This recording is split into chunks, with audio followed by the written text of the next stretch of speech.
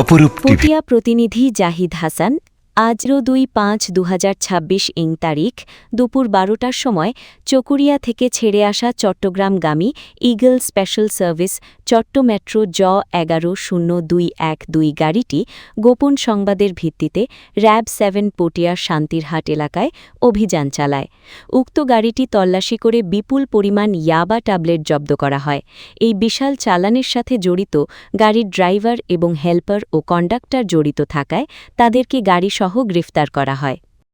আসসালামু আলাইকুম রহমতুল্লাহ। প্রিয় দর্শক, এখন যে লোহাগাড়া থেকে ছেড়ে আসা স্পেশাল ইগল স্পেশাল ওই যে চট্টমেট্রো ঝ ১১/০২/১২ এটা ড্রাইভার এবং কন্ডাক্টর ওরা ইয়াসহ বিশাল এক চালানসহ বাংলাদেশ র‍্যাব ৭ তাদের থেকে একটা বিশাল চালান ধরা হয়েছে। তারা এখন এখানে অ্যারেস্ট করা হয়েছে। এখন শান্তিরহাটে এলাকায় এই ঘটনা ঘটে। শান্তিরহাটে